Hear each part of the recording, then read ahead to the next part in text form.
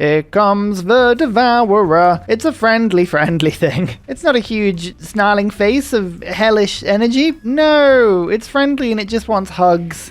Oh dear. Hello and welcome! My name is Ursa Ryan, and I know you, dear audience, love Civilization 6. It's why you're here, and I love you for it, but let me tell you this. I have 6,000 hours in Civ 6 at the time of filming this video, an unfathomable amount, and I do not want to think about how much that actually constitutes. And with that amount of time logged, honestly, I have to say, from me to you, this game is one of the most natural crossover games I've played in a long time. This is Solium Infernum. Today, ladies and gentlemen, I'm going to show you through an entire playthrough of this turn-based strategy game. I'm going to show you the setup, how it works, how to win it, and all of the reasons as to why I love it. Now, this video is sponsored by League of Geeks, the game studio behind Solium Infernum, who very kindly reached out to me to take a look at their game for them. There's a link in the description of this video that I encourage you to click on if you want to check it out yourself. I think it's well worth it. I really like this game, so thank you, League of Geeks. Let's get started. Solium Infernum has been described as civilization set in hell, which is a pretty accurate representation of what the game constitutes. It's a version of hell inspired by Paradise Lost, an epic poem by Milton. But what you need to know is that effectively it is a grand strategy, political, warfare, domination, backstabby strategy game. It's a bit of everything, and it's actually very quick to learn once you get the hang of it. That's one of the things I really loved when I picked it up for the first time myself. A lot of new games, especially in that grand strategy genre, can be very difficult to get your teeth stuck into quickly. There's a difference in my head between long-term difficulty in the game and becoming a true expert in it, and how quickly a game is to pick up. Those two are very separate things. In this game, you pick it up very quickly. That's brilliant. Now, one of the many advantages this game has is the multiplayer aspects, because it has two versions of it. You have a choice: live multiplayer, which very much feels like a game of Civ 6 played online. Everybody's online at the same time, you play in one single session, and bam, the game is done. Typical online game takes between about 2 and 3 hours. Or you can play asynchronous, a very cool type of game which is done over a period of days or weeks. So instead of a turn taking you a couple of minutes, you take a turn every day, or 2 days, or week. So if you're a normal person and you have, say, a job, a family, school, study, adult chores that bind you into a form of hell, then this style of play might suit you really well, especially because, and you could see it on the screen before, you can have up to 10 of these games running at the same time. So every evening or every morning or whenever you play your games, maybe in the middle of the night, maybe at 3:15 p.m. exactly and no other time, you simply pop along, have your turn in all the games, and then sit back and say come back the next day. I believe as well you can start a game off as live and then change it asynchronous later. That's quite cool. Pretty easy to do as well. You simply go in, make a game, and give someone the code. Don't get excited, this isn't a real code. This is just a sequence of 6 numbers. The best thing about this style of play as well is that everybody don't have to be online at the same time. You can simply log in whenever you want to, and everyone just works it out between them. And in case you were wondering, a multiplayer game is up to 6 players. Now, unfortunately, ladies and gentlemen, I, Ursa Ryan, am chained to my desk in the Civ 6 bunker, and because of that, I have no friends, he says, looking very shiftily around. So today we're going to be playing single player. It's what I like to do, and honestly, this game single player works very well. I would strongly recommend you have a go at the tutorial if you haven't played this game before, or watch this video. Hopefully it'll do a very similar thing. And then you can play one of 2 ways. There are a bunch of scenarios you can play through. Every leader has their own. They get increasingly more difficult, and they encourage you to explore lots of the different styles of play. We, however, are going to be just playing a single sandbox match. We're going to be taking a merry trip onto the infernal plains. Delightful. Small map, many places of power, 4 players, normal game length. It's pretty much the standard settings that you'll find when you want to play. And then it's up to picking a leader. And let me tell you, if you're used to Civilization 6, some of these leaders can be a little bit more intimidating. On the roster today, we have a dragon knight with substantial anger issues, a harpy that'll remind you deeply of any in-law you've ever met, the fallen angel who I believe walked off with my original hair. That used to be mine. A cheeky fat lad who really seems to enjoy eating gold, and it seems to have left a hole in his... Was he shot with gold? Is that a cannon? Oh, I don't know. A grave sorcerer who's decided decided that eyes are not for him. The most wicked of all infernal creatures, seemingly an accountant, an evil conqueror lady who absolutely is not a vampire. I will not have that accusation at all. And then the Lord of the Flies, who we will never talk about ever again because, oh my god, that's horrific. Now, all you need to know is that each one of these leaders has their own set of abilities and stats, so each game plays very differently. However, if you're feeling a little bit lost, there is one I would recommend, the Dragon Knight. With anger issues, a game with the Dragon Knight is a little bit more simple than normal, and if you're playing the tutorial, you'll have already seen him. I'm a typical player of Civ 6, however. I know that gold roots are important and economy is above all, so we're going to be playing Big Greedy Pants over here. Maybe we can fill him with gold. He comes with his own stronghold, a legion that seems to be plated in nothing but gold, which, I mean, that's not a very good economic use of wealth.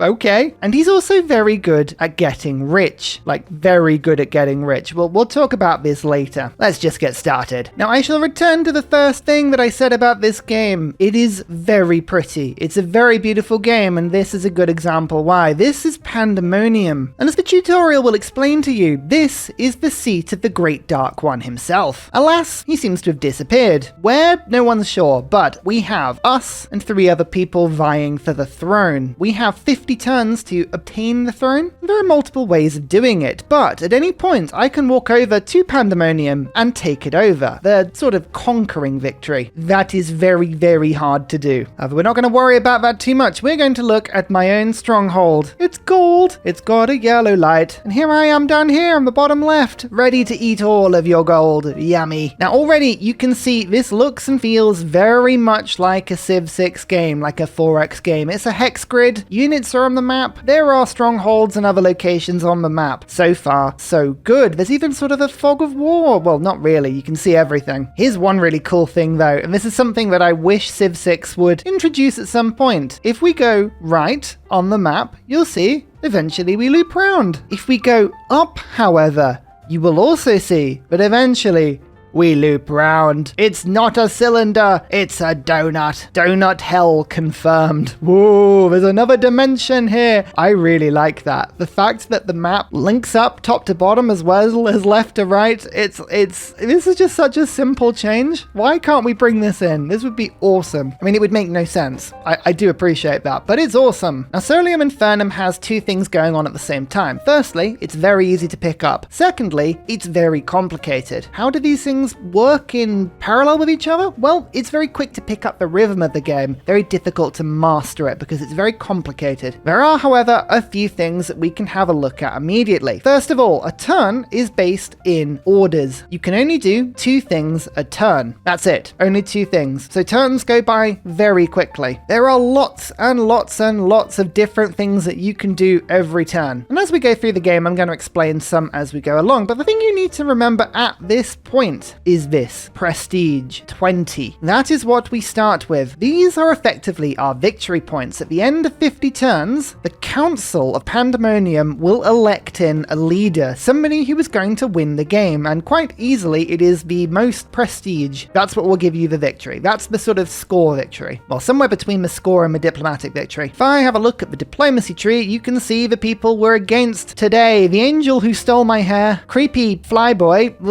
and definitely not a vampire lady. We all have 20 points. So far, so good. So, how do we make them? You can see, at the moment, I get 1 point per turn. And that is because I own my own capital, my stronghold. It gives me 1 point per turn. Now, unfortunately, that's not very good because everybody gets 1 per turn. Flyboy is over here to my top left. Directly below me is Vampire Lady, and bottom left, or depending on how you look at it, bottom right, is Angel Who Stole My Hair. Everyone's getting 1 point per turn at the moment. We need to increase the amount of points we're getting per turn, and thus you see these neutral things on the map. We have several locations scattered around, and if we just zoom in on one of them at the moment, lovely, the Great Wheel of Pain. I think this must be summing up a typical 9 to 5. You can see that this generates 1 prestige per turn. So basically and simply, the more of the locations of interest on the map that we own, or I believe they're called locations of power, the more points we get per turn. That's easy enough. enough. Some of them are better than others. This wall of screaming, gibbering mouths is giving me 2 per turn if I was to own that. And these equally, why is everything screaming in this game? These mines, this gives 3 per turn. However, this is very powerful. This is a level 5 building, as opposed to the one down here, which is only a level 2. I'll tell you now, things in this game scale wildly. Easy enemies are very easy. Hard enemies are very hard indeed. And if you wanted to know, walking into Pandemonium, that's almost impossible unless you bring quite the army. You can also see that we own tiles on the map. These are called cantons in this game, and as I move my units around the map, I will claim them if they are neutral. Once they're claimed, the enemy cannot move into them because in Hell, there are some very, very strict rules of engagement. The laws of Hell, the bureaucracy, is what we're fighting against today. So for instance, if I was to take this unit and decide to move them, say, on this tile and then this tile, I would claim these two and stop Mr. Flyboy from being able to move across them. You can claim territory this way and really bottle them in. Like if I was to, for instance, take all of this and then wrap another unit around them, in theory, we could cut this stronghold off entirely from the rest of the map. There are ways to fight, but they're quite difficult to obtain unless you know what you're doing. Now there's lots of ways that we can build up power, leveling up the army I've got, giving them super abilities like leaders and artifacts, even stratagems that give them a little bit of a combat bonus in a one-off situation, but I can also buy more troops, and all of that takes currency. Ah yes, the 4 types of currency. Now they all do different things, but they all take the form of coins in your inventory. You collect these, you spend them, it's all really very good. There is a limit on how much you can hold, but trust me, that won't be a problem until much later into the game. If I want more money, I just need to seek tribute. It's one of my turns, I get a bunch of gold, it's all lovely. I can then spend that in the bazaar, which is kind of like the shop. We've got more troops that we can buy, and these are quite expensive. I mean, you can see what I've got at the top. This is a very expensive unit. That's a very good unit though. There are leaders you can stick on to troops. Again, these ones aren't as expensive. There are artifacts that can go from being a little bit rubbish to quite good. Wow, that's a +5 melee one. Oh, we'll come back to that in a little bit. Blimey. Now, one of the first things I've seen is there's a delicious artifact that gives me 1 prestige per turn if I keep it in a city or on an army. This is really good, but to do this, I need a little bit more currency. And right now, I'm a little bit weak to do anything on the map. This wheel of 9 to 5, well, this is probably the easiest target for me to get to right now. It has the worst stats, and actually, my unit has quite comparable stats against it. Combat works in a sequence of top to bottom. There's a range stage, a melee stage, and an infernal stage. What you do is 2 units will go into combat, and you can see the stats of the Great Wheel, 0, 3, and then 4. Those are matched against my 2, 5, and 3. In each round, whoever has the highest deals damage, or HP, to the opponent on the difference. So for instance, the first wave, I have 2 against their 0, I'll deal 2 damage. Brilliant. Then I've got 5 against 3 in the melee stage, another 2 damage. However, my infernal is 1 less than theirs, which means I'll take 1 damage back. So I can do 4 damage in 1 hit. It's not a very good result. That's a bit of a stalemate, that. We need more strength. We need to save ourselves. And to be honest, if there's something giving me 1 prestige per turn, but I can also then buy something for 1 prestige per turn just in the shop, I'm going to do that. So we're going to do what my dude, Mr. Goldboy over here, does best. Seek tribute. I will claim in my first action a little bit of tribute from my followers. In fact, it gets a little bit worse the later in my turn you do it, but I'm actually going to do it twice and then end my turn. Nice thing about this game, you can only do 2 things per turn. Now, there is a turn order. We can see the enemy going around, and typically what we'll find is that the enemy will do a little bit of fighting, and here is a good example of combat. So, not a vampire lady is going into combat with this fountain. It doesn't move. In theory, they should win. They lost the first round because their range is too lower, which is why they took 2 damage. Then they beat the melee round by 3, and then the infernal round by a couple as well. So they are winning that fight, but they took a little bit of damage. That's what it was called, Regent. This literally goes from person to person to person to person every turn. Regent is the one that starts the actions. So you say what you want to do, and then they all get resolved in turn. And this changes every turn. So now I'm going to act last. Useful when you're going up against somebody and you need to keep things together. Now you can see my tribute has come in, and delicious. I have beautiful, beautiful power that I have obtained. Now I needed some souls in order to buy my artifact, and I need a little bit of darkness as well, don't we all? So I'll claim these tokens, and then I'll claim this one. Oh, this token you can see is worth a soul and a fire. Yeah, delightful. So as my first action, I'm going to go in and I'm going to buy this scary bottle of alien jelly things. Ugh. So we'll place a bid. You can only use up to 8 tokens to buy something. This gets incredibly difficult later on when you're buying very high value items, and you can see we're actually slightly overpaying. That's a little bit annoying that. I'm just going to swap this in and put it out. Yeah, so we're using 1 extra fire we don't need to and 1 extra darkness we don't need to, but that's fine. And then at the end of the turn, that will be resolved because we actually bid a little bit over it. If someone else goes for that, we might win it anyway. That's cool. And then again, I'm going to take a little bit of money. I don't want the money to be lower down the queue. It gets worse and worse and worse the later down the queue you take it. So I'm just going to swap them around. I'll take the tribute first and then I'll make the bid. Oh, Flyboy is taking on Danger Dog over here. This is just a neutral combatant. I didn't last very long.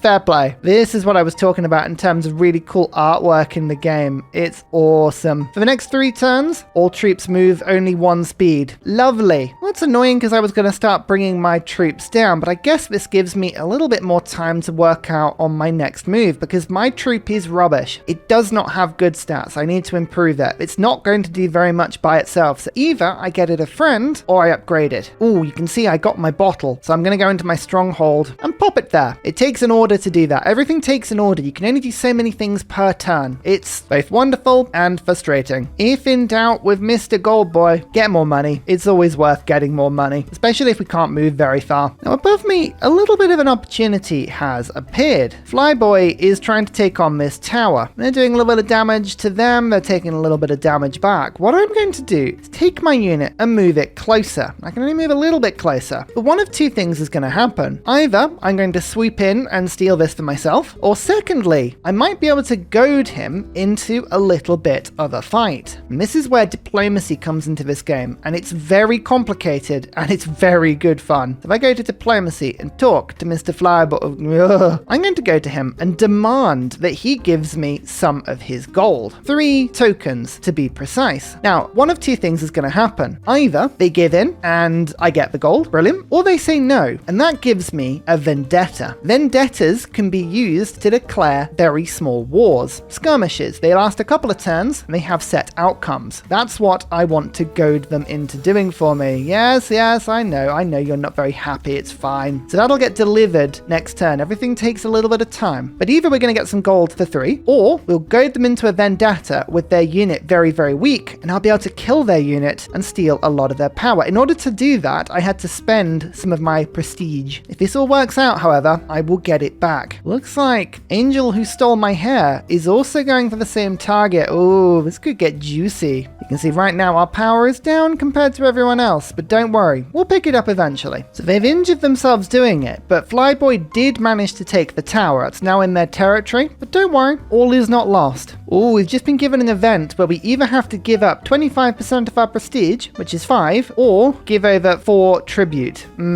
I don't have much prestige at the moment, so I'm going to have to do this. Oh no, it's 4 tokens. Oh, no, I need this. I'm going to ignore it. Now Flyboy refused to give me anything. Okay, so now I can challenge or create a vendetta. I'm going to say that I'm going to do one of 3 things. Either I'm going to capture a place of power from them, which they've just captured themselves, or I'm going to destroy their legion, or we're going to capture their territory. What's the easier thing to do? Their unit is on 5 health. Their tower, however, is on very little. I think I should be able to defeat their tower pretty easily. So, declare vendetta, capture places of power, and now we get to do some wagering. The more prestige I wager on this, the more I will win if I'm successful. It's like combat in this game is like a gamble. You say you're going to do something. If you do it, you get loads. If you don't do it, you lose it all. So I'm going to give myself another turn. Give me 4 turns to do it. So I lose a little bit of reward, but I'm going to actually wager up to 10 prestige here, which is quite expensive, but don't forget I'm losing 25% of it. So I'd rather have less and then lose less. I will send those terms. It doesn't start until next turn, but it is very good to know. Now I can afford a level 3 troop. This delightfully scary looking guard. Looks a bit gaunt, but it's got a pointy sword and that's what matters, and these stats are insane. However, I cannot currently buy them because I physically can't put enough tokens into the 8 slots given to me to pay the cost. So what I've got to do is consolidate them, and this is what these little tokens tokens are. These are consolidated resources, so you can spend time consolidating your stuff in order to afford bigger things later. So for instance, I can say I'm going to put this in, and this in, and this in, and you see I'm building a bigger and bigger and bigger token. Just pop all of my low value stuff in. You can see the cost overall is beginning to add up nicely. There we go. We don't need any more of that resource, and we'll stick just a few more things in like that. There we go. Consolidate. That costs one of my movements, unfortunately, but it gives me more time to get more tribute. Trust me, currency is worth it. You need to just build and build and build. Take your time. Hell is a place that you can wait. Here we go. The Vendetta has been claimed. Within the next 4 turns, we must capture this place of power, which I'm hoping we could do pretty easily. The only issue we've got is that currently their place of power is gaining strength from their nearby troop. If you attack a canton with an allied unit 1 around it, then half of their stats are added into the battle. So at the moment, you're going to have a bit of a problem because we're going to actually fight both of their units effectively at the same time. That's not ideal. This is why we gave ourselves a little bit of time. So we're going to go back and we're going to buy this little gaunt boy. Here's my super token that I made earlier.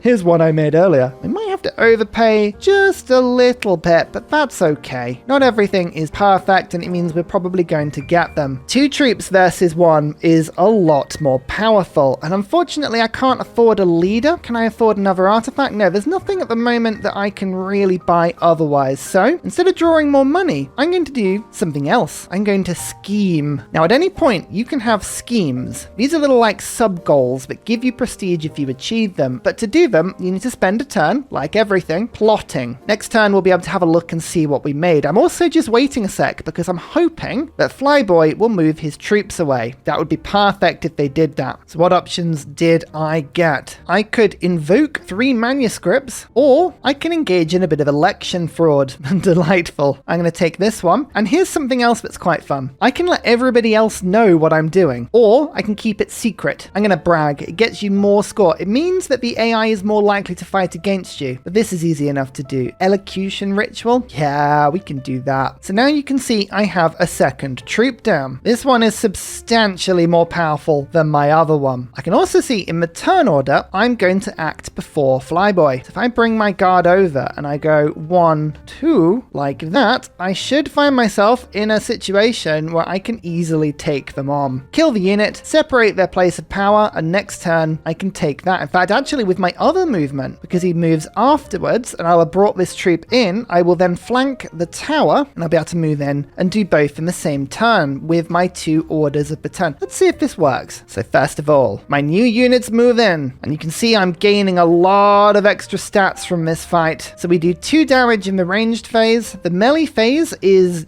totally written off, which is good because they're stood in a swamp, so currently they don't take any melee damage. But then the infernal stage, I do 7 damage to them and just destroy them in 1 hit. There's nothing they can do. You'll note that the turn order means that ranged always hits before melee and melee always hits before infernal. So there's a lot saying that range damage is worth more than melee damage, and melee damage is worth more than infernal. And because of that, you'll often see units with a lot more infernal than ranged. However, there are things that can flip them round, and there are things that can change the ordering of things. Oh, Vampire Lady's about to take her second location. That's not great. We'll have to keep an eye on her. Oh, the angel who stole my hair is actually attacking this delightfully named wood below me, and he's not going to kill it. They're going to leave it on, 3 health, and I act in front of them next turn. Oh, this game is all about being opportunistic, and I think I found myself a perfect time to strike. By the way, this tower, there's nothing it can do. I beat it in the first phase of combat because I'm 4 above, and it only had 4 health. What a turnaround. So we not only won all of the prestige from winning that Vendetta, but the Vendetta now closes, which means we are now at peace, and there's nothing that Flyboy can do against me. We're peace locked for 3 turns, but we also now have another place of power, which means I'm now earning 3 per turn. Lovely. Flyboy is earning 1 per turn. Not a vampire is earning 2. An angel who stole my hair, 1. So in the long run, we have prestige to be winning this. You can also see we're going to move first, and oh, you've left this wood just in the most perfect place for me. Now my unit will take a little bit of damage here because I can't defeat it in ranged phase, which means the melee phase will hit me a little bit, but I'm not at war with anybody. I don't mind doing that. And this one, well, the wood is worth 2 per turn because it's much stronger. Oh, that is a pickup. That is a pickup and a half. Now, currently, I'm a bit weak. I wanted to be able to do more. And one of the ways we can do more is spend my prestige. You spend it early game to make more later. And to do that, I'm going to increase my rank. Currently, I'm a Baron. If I was a Marquis, which costs me 30 prestige, and Vampire Lady, who definitely isn't a vampire, has already done this, but this increased rank means that all of my diplomatic demands, they hit harder. All of my tribute is better, which is good for me because I'm Gold Boy. And I can also vote more, which don't forget that's good as well because I currently have a scheme I need to obtain that involves voting. The test games I've run so far, increasing your rank to all the way to Prince, if you can do it, oh my lord, it's good. It's very, very good. We're making sure that my march is first so that I act before Angel Boy, and then we'll go from there. I love the fact that you did all the damage for me. Now, again, I'm going to take 3 damage back in the melee phase, but units do heal slowly over time. You got to take a little pain to dish out the pain. Speaking of pain, yeah, Vampire Lady, we're going to have to keep an eye on. I don't like the fact that she owns this right on my border. Oh, typical. Someone has just played a card. For 5 turns, places of power and strongholds generate no prestige. We generate by far the most prestige out of everybody, so okay, that forces me into things. Now in this game, you always have an option as to how you play. Either we can go after the winner, the victor, the person in the lead, or we can pick on the weak. And that's exactly what we're going to do. Oh, Flyboy. I'm going to do exactly what I did before. Give me tribute. And you see, because I've ranked myself up, now they have to give me 4 tokens, not 3. Now either they pay me, or I get another Vendetta, and I can start stealing their territory. And eventually, we can chip away, and chip away, and chip away, until we defeat them. Defeating somebody in this game is quite difficult. The only way you can ever get in to their land is with a very particular, a very special type of Vendetta. And the easiest way of getting one of those is to succeed in 3 aggressive Vendettas against somebody. It's quite difficult to do. Oh, my base unit though, it got into 2 victorious battles. It has leveled up. I can either get +3 ranged, +4 melee, or +6 health. I never take health because I would rather win the battle than lose it and just take damage. And this is what I was talking about before. Ranged, you get less of than melee, but it always hits first. So I always prefer the first stat. So we're going to go from 253 to 553. I like that. I like it a lot. Flyboy just bought themselves another unit. No ranged, no infernal, but a big, healthy melee damage. But this is where ranged comes in really handy because I have 5 and they only have 6 health, which means I almost already kill them in one go, just in the ranged phase alone. Remember that. It could be quite handy. As I wait for my insult to be delivered, I'm gonna just take a little bit more gold and we're gonna go after this altar, which is very strong in melee, very strong in infernal, but I'm quite strong as well, and I'm gonna start flanking it. I've moved my other unit nearby. It's gonna give 50% of its defenses. I should be able to do quite a lot of damage and finish it off next turn, or at least split the damage between. That's quite worrying. I'm near the bottom of the turn order, and that was my second order, and I'm the first to move, which means all the AI is currently doing right now is preparing. Do you see? Look at that. We did 8 damage in melee. We're going to take a little bit of ranged. We'll do a little bit of infernal. Next turn, we can finish that off. I'm not getting any of this juicy prestige at the moment. We will eventually. Don't worry. See what I mean about it's just a very easy game to pick up. It's just like little thing after little thing after little thing. Oh, Angel Boy with my hair has asked me for money. So either I give it to them or they may claim a vendetta against me, which means I have to start looking what sort of advantage do they have. They could go for one of my places of power, but their unit is very weak. The only problem is that my attention was over here on the left. I don't really want to split my forces too much, but I don't need to split my forces hugely to win this one. There's actually a very defensive unit on the bazaar that I could buy. These Iron Maidens, famous from their music, hugely powerful at defending. I could stop Angel with my hair from doing anything too badly if I bought them in and just kept them around my home. Let's do that. This is why being super rich massively helps. And in the meantime, I'll use my other order to take this place of power. That will give me 1, 2, 3 of them. Delightful. So because of that, I feel pretty good. I'm going to reject your demand, which means they'll probably come at me with a vendetta, but what can you do? Although, thinking about it, I'm actually in a bit more trouble than I thought, because if a vendetta is claimed, Angel with my hair, unfortunately, has another option. They could challenge me to a Praetor duel. These are the heroes, and there is an arena, and this angel likes to do that. And I haven't got any heroes at the moment. I am heroless. I think I would lose that automatically. So you know what? I might actually accept. I'll give them a little bit of gold because I only need to give them 3 tokens. So I can give them some really rubbish ones like this. They're not that rubbish.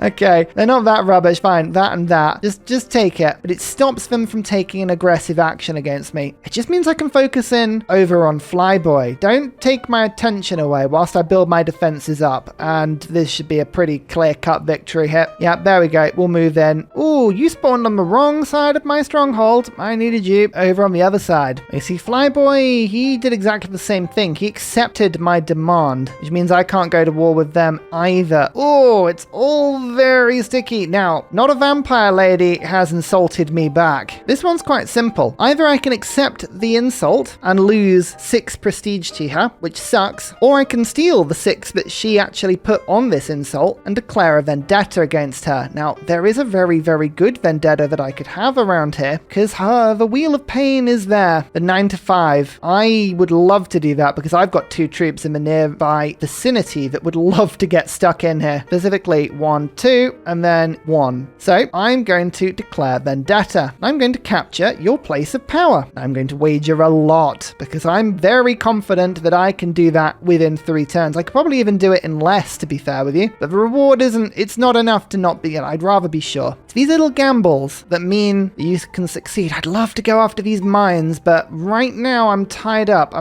This is why keeping 2 or 3 troops just in a small space this often is the best thing to do. However, one of my limitations at the moment is I need more orders, and to get orders, I need to increase my powers. There are 5 skill trees, and I'm very charismatic. I know, it's just me personally. If I can bring any of these skills to level 4, I unlock another order per turn, which is huge. They're quite expensive though, do you see the cost? So I might need to start saving up. We've got ourselves a bit of land, I just need gold. I need to consolidate power a little bit whilst everyone fights me. This is the problem. I'm very strong at a very early stage of the game, so the AI might choose to gang up on me a little bit here. There we go. Vendetta has been claimed. They've got their units stood behind, which means that this wheel is protected, but I've got 2 units here as well, and I attack like an absolute bomb. I'm going to do 8 damage, 8 range damage at the beginning of that fight. That's ridiculous. Now, I want to keep my pressure up on Flyboy, so I'm going to demand every time I can. Just keep doing this over and over and over and over. Looking at the heroes, there is one that gives more range strength, +2 range strength to be precise. I almost have enough for them, but I'm just wondering, with +2, I mean I would attack with 11 damage and I wouldn't quite kill it. Would it make a difference? It doesn't really make a difference, does it? Just wondering if I can get the kill in one go. Now, I think I'm just gonna go for it. Oh, she moved her troops away. Oh, you don't want to do that. You don't want to do that. It now means their wheel is exposed and I'm gonna kill it in one go. Half of the strength of this thing was purely down to the fact their troop was stood there. Now, she has grabbed a tile right next to my HQ, which actually splits off my land quite badly. I'm not going to be able to take that back until the next vendetta. I don't mind though, because we got a lot of prestige from that. Oh yeah. So in that instance, because we actually won that vendetta in the first turn, I could have got a lot more prestige if I'd been riskier with my vendetta terms, but never mind. We keep upgrading our units. Oh, and here we go. As much as it would be fun to increase health or infernal, I want anything that gives me ranged because it hits earlier in the fight. So I managed to goad Flyboy into rejecting my demand, which means we can go for another vendetta. I need 3 of these done if I'm going to take him out of the game entirely. I think this time I'm going to go for the first option, capture territory. 3 of his cantons in 3 turns. I'm going to give myself an extra turn just in case something happens, and I'm going to up this wager because I can afford to spend it and I get way more reward if I do it. I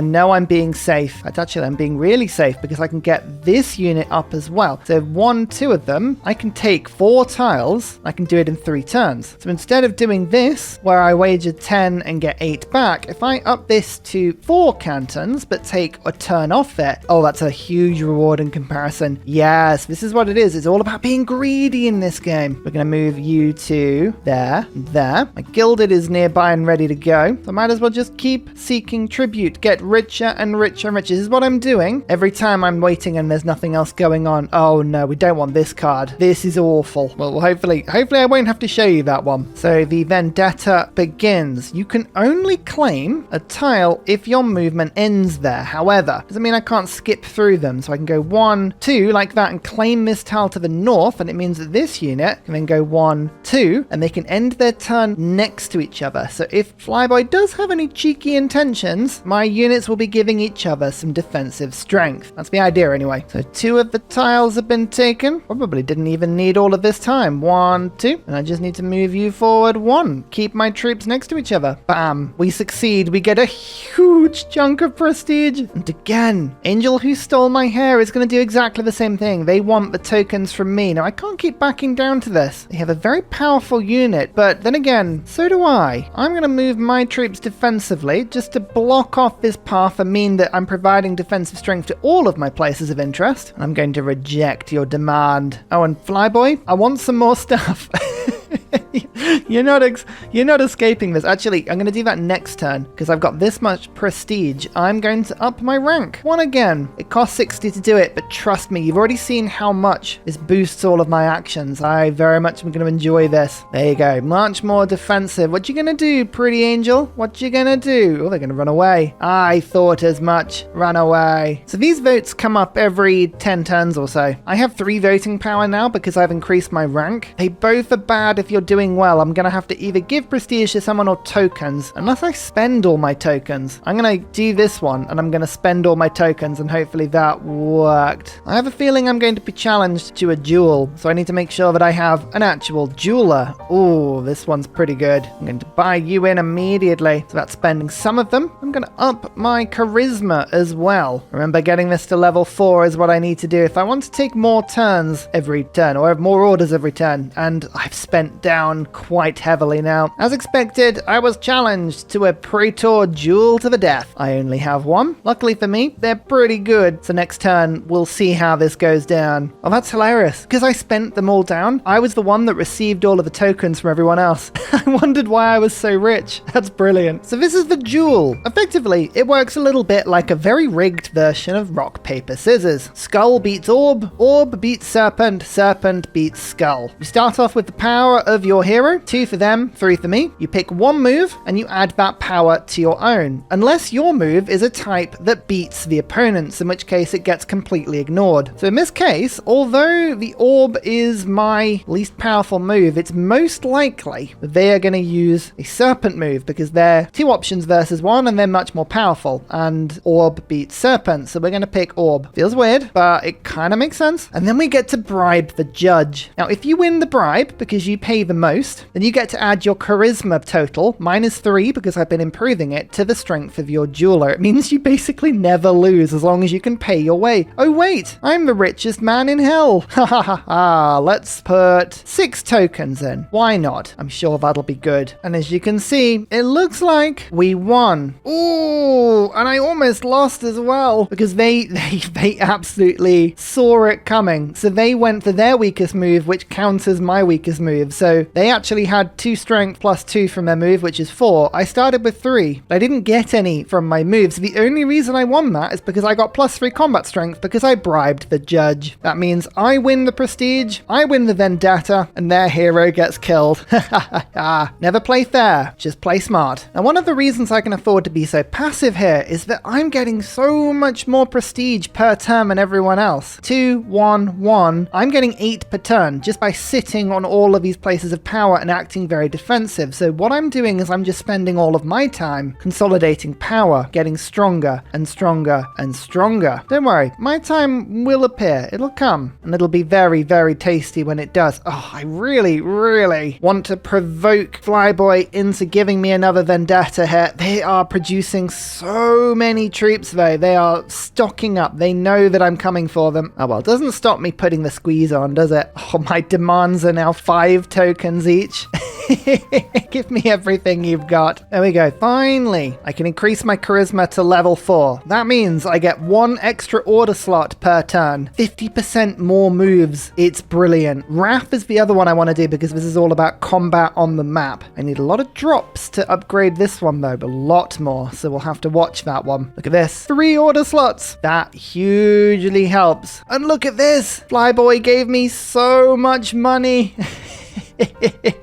Oh yes, there's nothing you can do because all I'm gonna do is come back and say, hey, you know how you gave me some stuff? I'm gonna keep insulting you. Actually, you know what? As we're picking on one person, I have a unique ability as Mr. Goldboy. I'm going to offer people my dark art. This is an ability where every time they seek tribute, so they collect money themselves, they get an extra token, but then so do I. So as they get richer, I get richer too. So we're going to keep 2 of them happy whilst I keep the other one absolutely smashed against the wall. And, you know, whilst I do that, just get richer myself. I'm just, every turn, just more and more and more money. This artifact is ridiculous. 5 melee strength and an ability where if I win the melee round, I hit all of their other attributes to 0. This would make this unit just a unit killer. I am spending stuff on you. It is always worth checking the market for this very reason. I'm spending a little bit too much here. You need to watch this. There's no reason why that should be in there. I've just saved myself some money. Yeah, sometimes the game picks a very strange combination of things if you don't keep an eye on it. Yeah, one over the top. That's not too bad. Oh, someone just cast a spell to deal damage on Beautiful Hair Boy's unit and they still hadn't healed, so they just immediately die. Oh, it's because Vampire Lady and Angel Man are having a vendetta. Oh, I like it when other people fight. All right, another big event is happening. There seems to be a crusade against heaven and I'm being asked to send one of my legions towards it. If I don't, I lose 15 prestige. I have so much prestige, I'm going to keep my unit.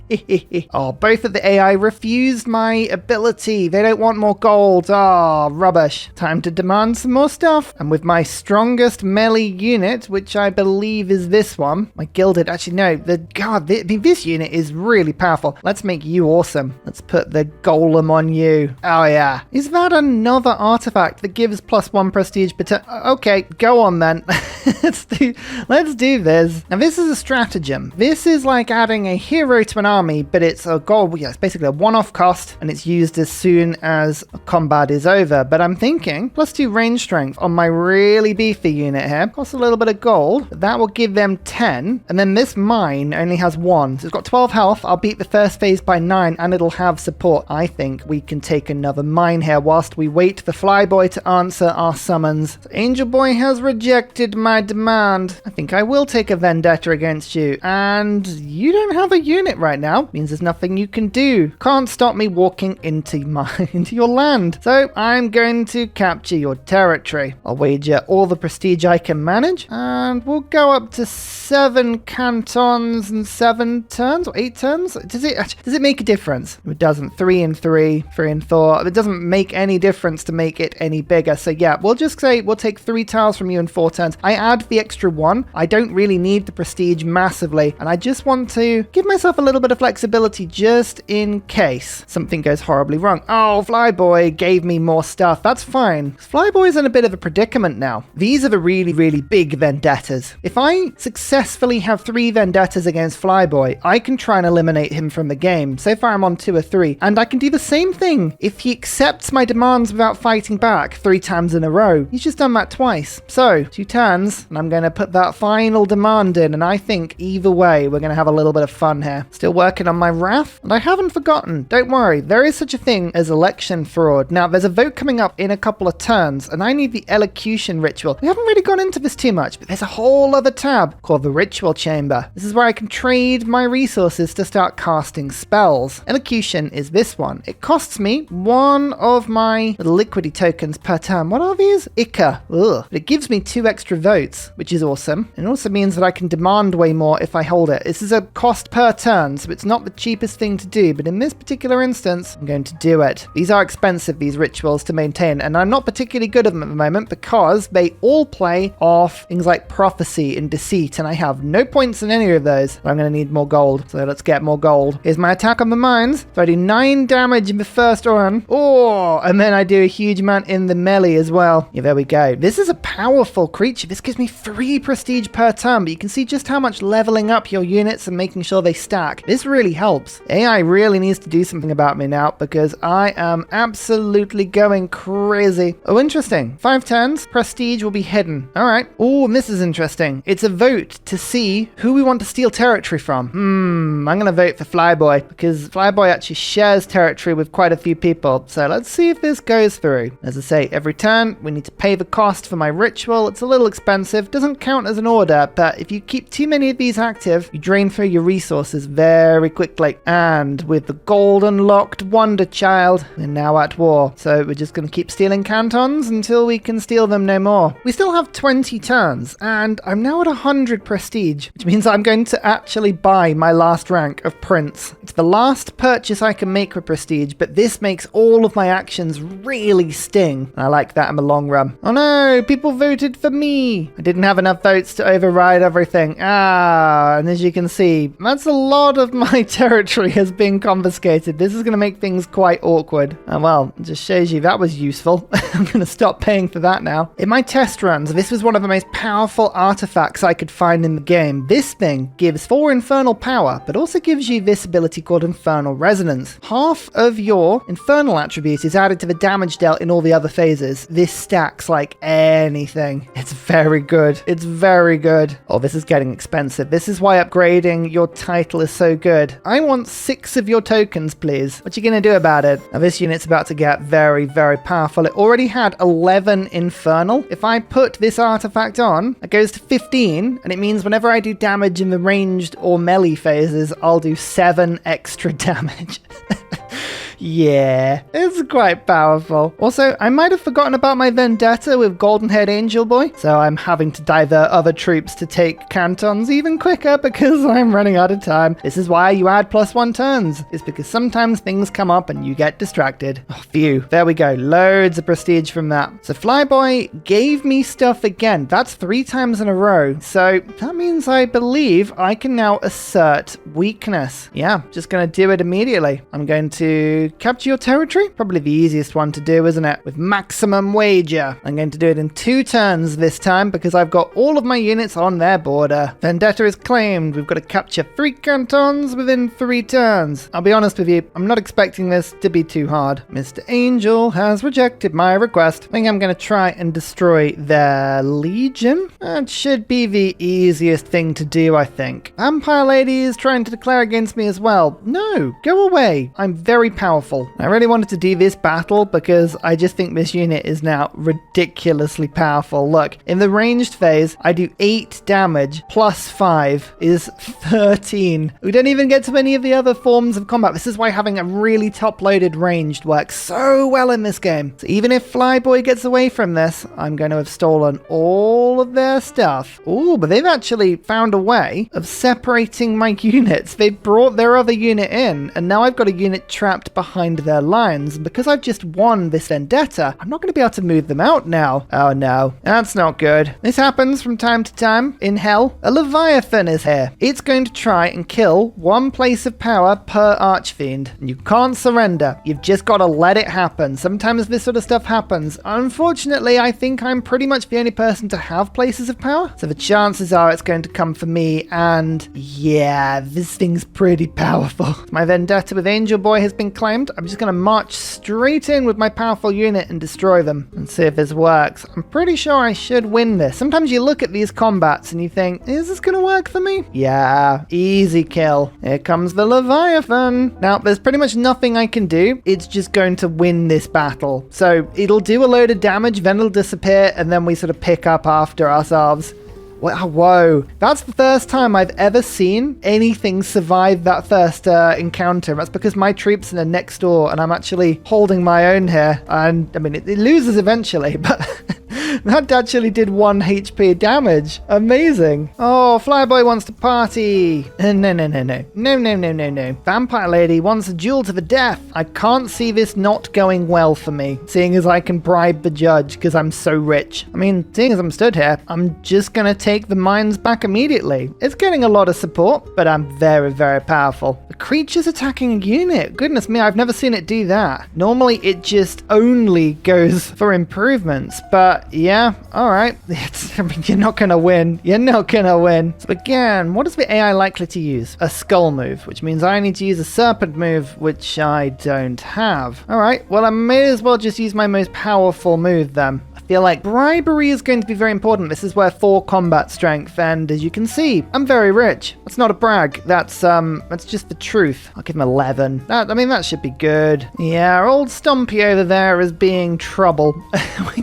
Don't fight Stompy. Stompy's just gonna stomp everywhere they want. At this point, I have so much prestige, I can afford just to put my entire economy into just looking after me. Oh, I won the last battle in the arena because they knew they were gonna lose and they just didn't show up and I got extra prestige. I wondered what was going on there. Every time I see a duel, I say, hey, how do you feel about a little sneaky bribe? And another vendetta? You sure you want to keep doing this? Because I will, and it's very fun. As we cash in all of our money, I've now increased my power to level 4, so I have another order. It's 4 per turn now. And a finger of betrayal. I was clicking the mouse too much and it fell off. So much prestige per turn. Every single one of these gives another prestige. Oh, and if you hadn't guessed, yep, I won in the arena again. +4 from charisma. As long as I bribe the judge, no one can stop me. As you increase your skills, destruction in this case, you can get more and more stratagems. So in my gilded, I'm going to go ranged, which is +8. It's quite cheap, really. Oh, well, I can't actually afford it. But eventually that will be 17 ranged and I attack twice, which means I'll be able to smash straight into their stronghold and destroy it as soon as I can next turn. Well, you know what? I can't afford it. I just need to keep collecting tribute. Yeah, tribute is just amazing with this guy. So much money. Again, but I have so many places of power. Here we go. Time to take somebody out of the game. It's turn 42. We have 3 successful vendettas, which means we can declare a blood feud. This means I can attack a stronghold and eliminate them from the game. Yeah, you better be annoyed. The blood feud has been claimed. We're going to do a few things. Firstly, I'll move my first guard in and next to their stronghold, just to make sure we've got some good flanking bonus. Then we'll finally get round to getting my stratagem up done. After it's been created, then I will attack and I should be able to smash through and defeat it in one go. Fingers crossed. All at the same time as my maidens progress on the other front. This is all the more reason as to why you need so many actions, because otherwise I wouldn't be able to do all this in a single turn. We wouldn't be anywhere near being this powerful. Now this is quite important. We could take someone out of the game here. So the movement went fine. They're going to bring some troops around, but they are just going in different directions. They're going to attack my place of power rather than defend their own HQ. Sure. I mean, you've got quite a bit of damage there, but you're not going to kill it. So that feels like a mistake. Yep, here we go. And now we attack. We have reinforcements from our own army. We're doing double ranged attacks. We did 28 damage.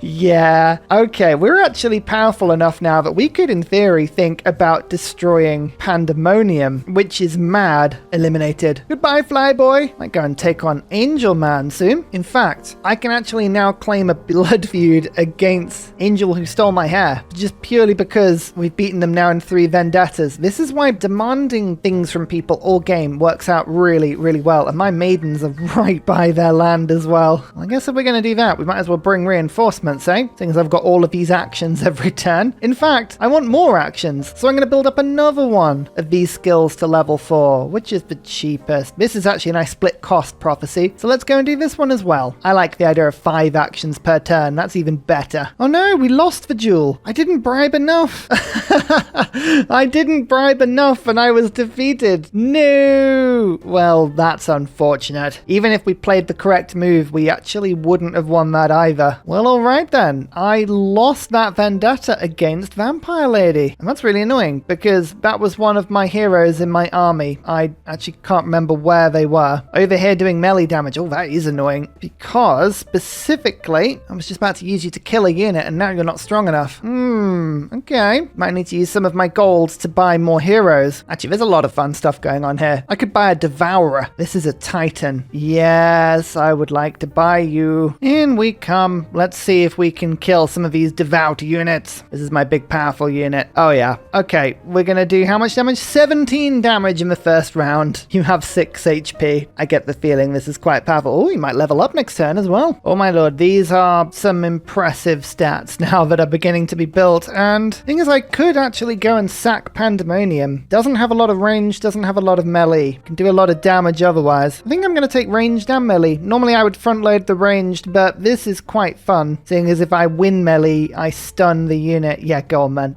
Look at those yields. Oh, and we've got a third slot, which means I can put stratagems on them now. Yes, done. Oh, interesting. Golden-haired angel boy submitted to being a vassal of Vampire Lady in order to not get killed by me. Okay, so all we need to do is trigger a blood feud with this lady, and we can do that. Oh, okay. Well, you know, seeing as this has all happened then, I think I'm just gonna go and try and sack Pandemonium. I mean, honestly, at this point, I might as well. Here comes Vampire Lady. She's gonna try and capture 3 of my cantons in 8 turns. Alright, I'm gonna say she's probably gonna be quite good at that, seeing as she has units literally everywhere. There's something I can do opportunistically right now. Probably not. I'm actually gonna let this one slip. Even if she takes land from me, all it is prestige. I've got bigger targets. I've got bigger things on my mind right now. So here's the thing. It's turn 50. I have by far the most prestige. All I'd have to do now is wait between about 5 and 12 turns, and Pandemonium would eventually vote me as the winner of the game. That would be effectively the score victory, or I could continue killing. If I took out the Vampire Lady, I'd win a domination victory. I'm going to show you the third victory. Take over Pandemonium. Pandemonium is so strong. It has a lot of health. However, 11 range strength. I have 15, and I will attack with 17. And with all of my bonuses, I should do a ton of damage, especially if I give this unit a stratagem in order to boost range strength, because then it would support, I believe. Actually, let's test this. Right now, I would attack with 17. I boost your ranged twice. Doesn't say it would do anything, but I'm tempted to believe it would. And the only thing I need to be a little bit careful of here is as soon as I attack Pandemonium, I'm going to be expelled from all diplomacy, and people are going to be able to attack my capital pretty much as soon as I go. So I do want to make sure I have at least some defenses nearby. I think it's about time I summon my Devourer as well. Yeah, sod it. Here we go. We're going to regret this? Probably. Let's see how badly this goes for me. Probably quite badly. So ranged combat twice, 26 damage to Pandemonium. We just did it in one hit.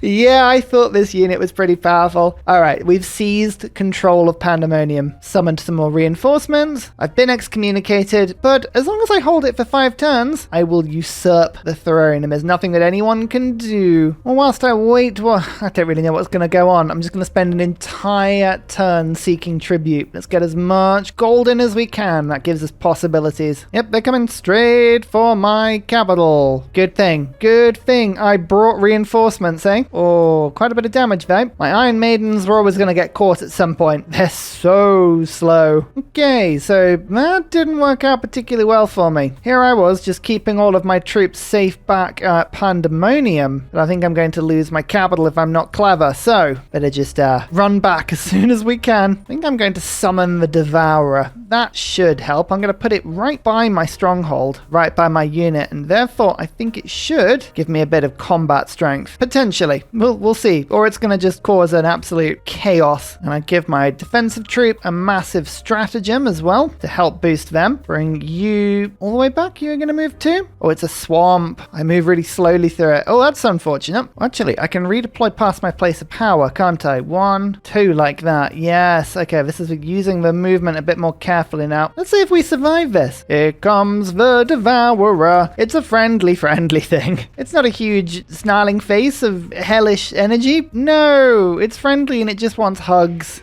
Oh dear, what you gonna do, Vampire Lady? What you gonna do? Yes, move right next to my Devourer. That's a good idea. Wait, are you attacking the Devourer? Okay. Sure. I'll take it. I will absolutely take it. That's wonderful. And yeah, my Devourer is massively boosting my units now. You see, look, there you go. You thought I was in trouble? No, I just summoned a huge demon. It's all good. And there we go. We held it for 5 turns and we win. Although, as you can see, sometimes when you gain a little bit of momentum, it's very difficult to stop you. Sorry, Flyboy. You were always going to lose. And there you are, ladies and gentlemen. Solium Infernum. Now, I hope that I have conveyed to you that single player can and is a lot of fun. But remember, multiplayer is the place to go if you fancy conspiring against your friends, especially if you don't want to necessarily do it synchronously. Asynchronous is that's a tongue twister word, but it's a really good feature. If you do end up getting this game, ladies and gentlemen, through the link, remember it's in the description of the video. Who knows? Maybe I'll be able to conspire against you in an asynchronous game that we can get going at some point. You never know. Thank you again, League of Geeks, for sponsoring this video, and to you, ladies and gentlemen, I'll see you all next time. Goodbye. And finally, a very special shout out goes to Glorious Petra, Matthew Wilkinson, Paul Coffey, Portland, Clint Hennis, Scott Stratton, Major King Kong, Skeptical Bear, Cinnamon Beard, Petra Ryan, Radiatore, Private Selection, Genoa Salami, Callum Billy, Garrett Gowan, Polar Beret, El Truant, Creston, RB Hedged, Mushkin Mandletort, Deeble Time, Burial, I'm Daft, Gooberman, Dr. Bobby, Polar Wallabear, Mixomatosis, NTG Golfman, Victor McPupster, Indigenous 68, Technology Poet, Teddy Zursa, Zaf, Barnaby Rex, Sharky Bates, Charlie Bears, I Love You Tombo, Flying Dutch Burbs. Thank you everyone for your support. See you all in the next video. Goodbye!